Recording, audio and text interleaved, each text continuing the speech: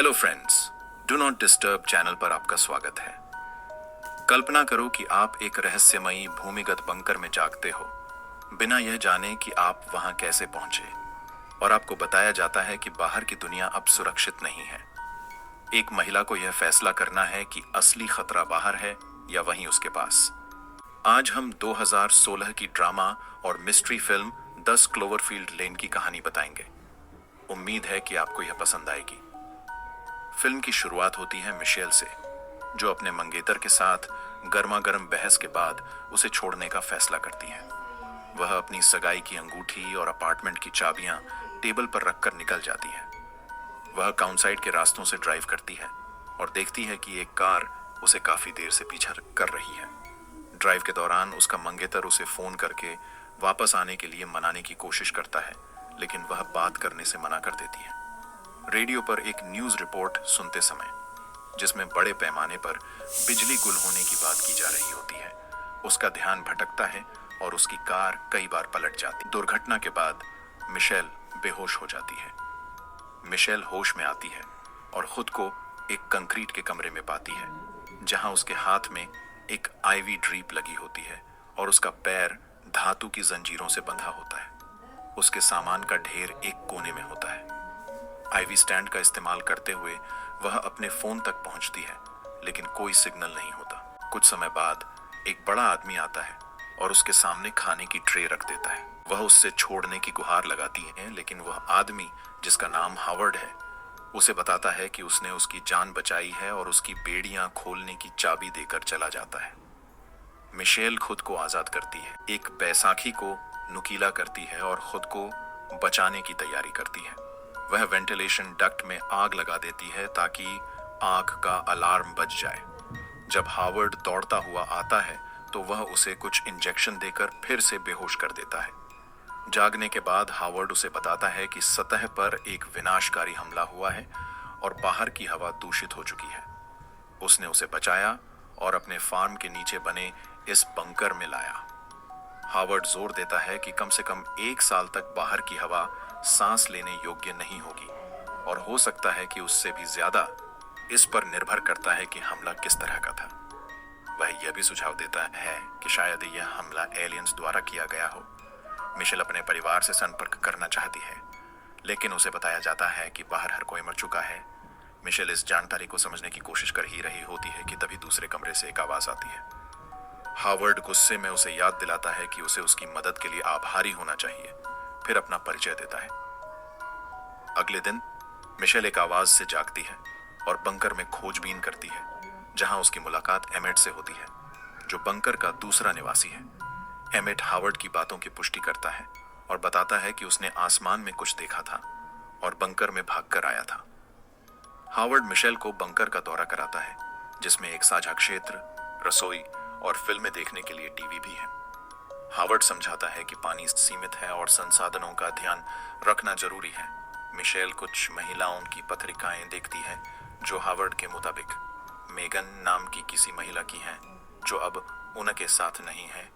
रात के खाने के दौरान मिशेल को बाहर से एक आवाज सुनाई देती है, लेकिन हावर्ड इसे खारिज कर देता है, फिर से समझाते हुए कि बाहर कोई नहीं बचा है। बाद में हावर्ड मिशेल को एक छोटी खिड़की से बाहर की दुनिया दिखाता है, जहां वह सुअरों को मृत देखती है, जिनके शरीर पर फफोले होते हैं, जो दूषित वातावरण का प्रमाण होते हैं। वह हावर्ड की ट्रक भी देखती है, वही ट्रक जो दुर्घटना से पहले उसका पीछा कर रहा था। हावर्ड उसे भरोसा दिलाता है कि बंकर सुरक्षित है और बिना उसकी अनुमति के कोई अंदर नहीं आ सकता। एमेट हावर्ड के अतीत के बारे में और जानकारी देता है, जिसमें पता चलता है कि हावर्ड नैनोसेना में काम किया था और बंकर बनाने का कारण उसकी षड्यंत्रकारी धारणाओं के प्रति जुनून था। एमेट का अपहरण नहीं किया गया था, वह खुद अपनी मर्जी से बंकर में आया था, क्योंकि उसने हमले के निशान देखे थे। हालांकि मिशेल को अभी भी शक होता है कि हावर्ड झूठ बोल रहा है, और वह इस बात की ओर इशारा करती है कि वही ट्रक उसका पीछा कर रहा था। डिनर के दौरान हावर्ड मिशेल और एमेट की बातचीत सुन लेता है, जिससे तनाव और बढ़ जाता है। मिशेल और एमेट माहौल हल्का करने के लिए मोनोपोली खेलने की कोशिश करते हैं, लेकिन हावर्ड का गुस्सा भड़क जाता है। मिशेल मौके का फायदा उठाते हुए हावर्ड की चाबियां चुराती हैं और भागने की कोशिश करती है।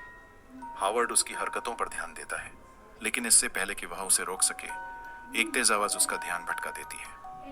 मिशेल बंकर के एग्जिट तक पहुंच जाती है और एक छोटी खिड़की से देखती है कि फार्म की ओर एक कार आ रही है। वह मदद के लिए चिल्लाती है, लेकिन कार से एक महिला बाहर आती है जिसकी त्वचा पर गंभीर संक्रमण होता है। वह बंकर के अंदर आने की भीख मांग रही होती है। हावर्ड चेतावनी देता है कि वह महिला संक्रमित है और उसे बचाना अब संभव नहीं है।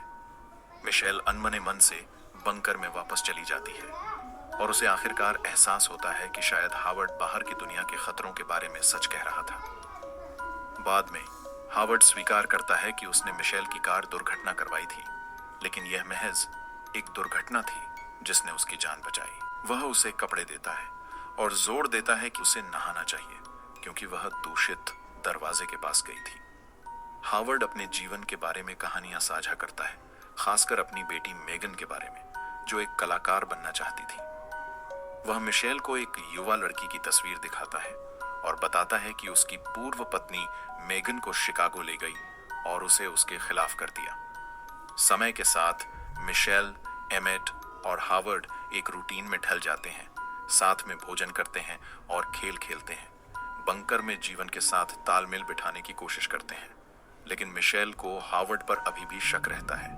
एक दिन एयर फिल्ट्रेशन सिस्टम खराब हो जाता है और हावर्ड मिशेल से कहता है कि वह वेंटिलेशन शाफ्ट में जाकर इसे ठीक करे। जब वह ऐसा कर रही होती है, कांच पर उकेरे गए हेल्प शब्द और खून से सना हुआ वही ईयररिंग जिसे मेगन ने फोटो में पहना था, यह सब देखकर मिशेल का शक और गहरा हो जाता है।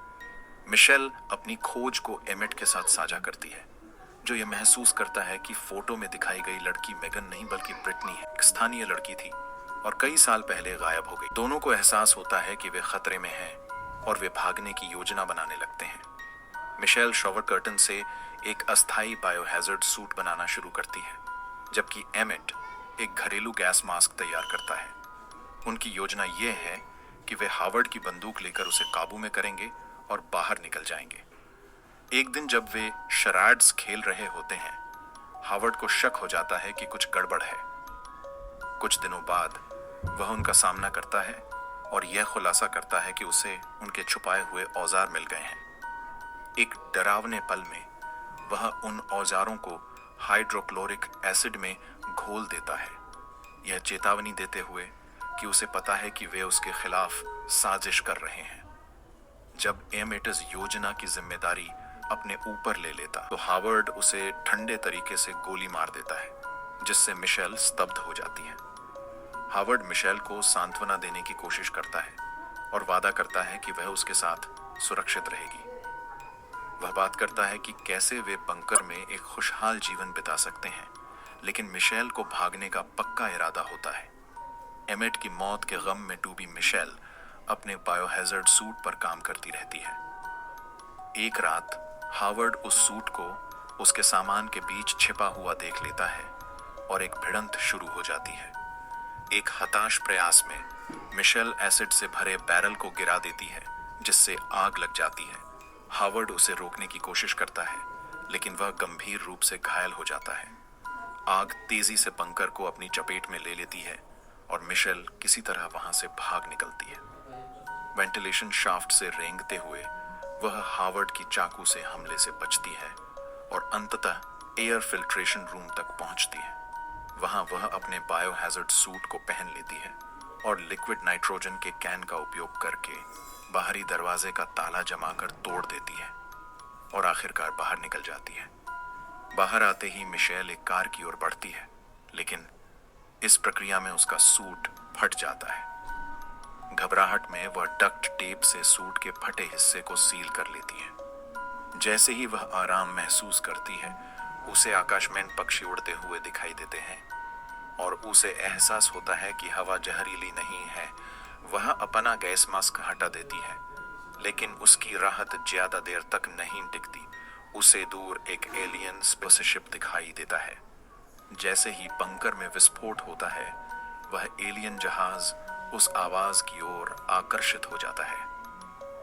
घबराहट में मिशेल कार की चाबियां खोजने लगती है, लेकिन वह उन्हें नहीं ढूंढ पाती। वह उस महिला की कार की ओर भागती है जिसने पहले बंकर में प्रवेश करने की कोशिश की थी, लेकिन कार का अलार्म बज जाता है जिससे एलियन का ध्यान उसकी ओर जाता है।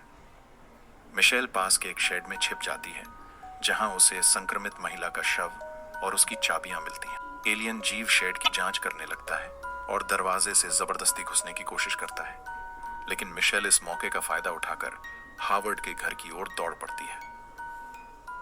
जैसे ही वह घर तक पहुंचती है, एलियन जहाज ऊपर से उड़ता हुआ जहरीली गैस छोड़ता है। मिशेल जल्दी से अपना गैस मास्क पहन लेती है और इस रासायनिक हमले से बच जाती है। वह एक कार में छिप जाती है, लेकिन एलियन जहाज उस वाहन को हवा में उठाने लगता है। अंदर मिशेल को ज्वलनशील तरल की एक बोतल और एक लाइटर मिलता है। वह एक मोलोटोव कॉकटेल तैयार करती है और जहाज के मुंह जैसे हिस्से में फेंक देती है, जिससे एक विस्फोट होता है और एलियन नष्ट हो जाता है। कार जमीन पर गिर जाती है, लेकिन मिशेल बच जाती है और मलबे से बाहर निकल आती है। मिशेल उस महिला की कार में बैठकर वहां से ड्राइव करती है। ड्राइव करते हुए वह एक रेडियो प्रसारण सुनती है जिसमें इंसानों की एलियन आक्रमणकारियों पर जीत की खबर दी जा रही होती। प्रसारण में उन लोगों से ह्यूस्टन आने की अपील की जाती है जिनके पास चिकित्सा या युद्ध कौशल हो। मिशेल प्रसारण सुनते हुए ह्यूस्टन की ओर इशारा करते हुए एक साइन बोर्ड देखती है। मदद के लिए दृढ़ संकल्पित वह उस दिशा में ड्राइव करती है। आसमान में बिजली चमकती है और एक और बड़ा एलियन जहाज क्षितिज पर मंडराता हुआ दिखाई देता है। फिल्म यहीं पर समाप्त होती है। आपको हमारी कहानी कैसी लगी? कृपया कमेंट में अपनी राय जरूर बताएं। अगर आपको यह कहानी पसंद आई हो तो कृपया हमारे चैनल को सब्सक्राइब करना ना भूलें।